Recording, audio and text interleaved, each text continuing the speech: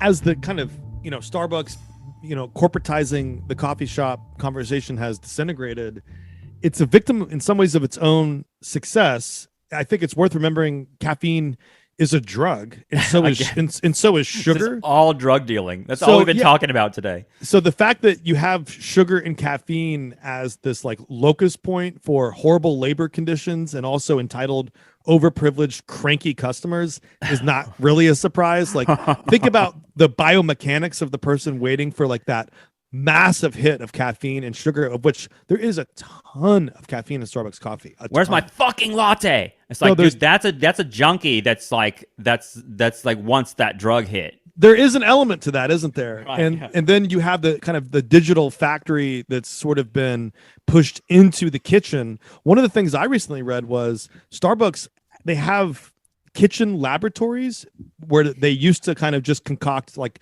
the new pumpkin spice whatever, but now they're redesigning these kitchens to be these mobile drink factories. And so they're trying to figure out, using literal Taylorism, like Frederick Taylor, how does the factory work?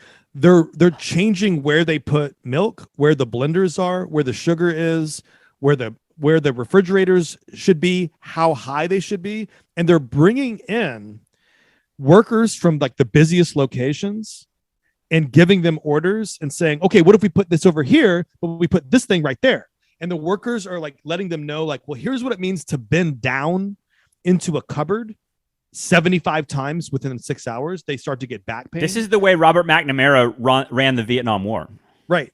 Taylorism. And so they're redesigning. And then once they find a successful way to literally redesign Starbucks brewing kitchens around the busiest workers who are running the drive-through windows, they're going to close stores and they're going to remodel everything off of what they're finding in these kitchen labs. So I think that's also just an interesting comment, in that they think that the remodeling of the kitchens and the efficiency with which they can redesign how Starbucks operates for the workers will be a key element in killing the unionization effort, because they think that one of the things they hear so frequently is there's back pain, foot pain, leg pain. There's all kinds of literal pain that are generated from the job because you're standing and you're moving constantly, all day. I couldn't do it. I could not do it. And it's on top of that they're interacting with these entitled customers. Right. And I think I would probably guess that the racial and the class and the gender politics, whatever stereotypes are in play, are very much factors in these things. And I would also just kind of point out too that based on what we know of how domestic labor is treated, both in terms of people that clean houses, people that clean hotels, but also just like 19th century domestic labor, where the domestic labor would live in the house with you.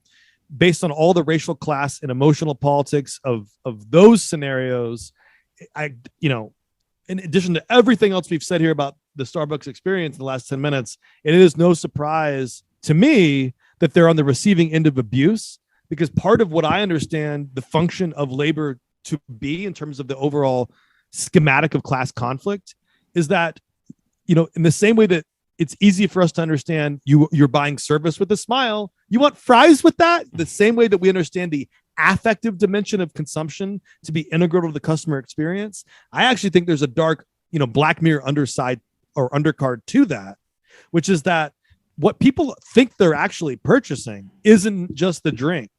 It's the privilege of contempt for the person who's serving them. That part of what the consumer experience isn't just the fact that the treatment of the workers is an exception to a regular consumption pattern. It's the fact that people feel entitled to spit on other people in those roles, and that they're willing to pay for it. Yeah, that's part of what they're purchasing, and they think they're entitled to purchase.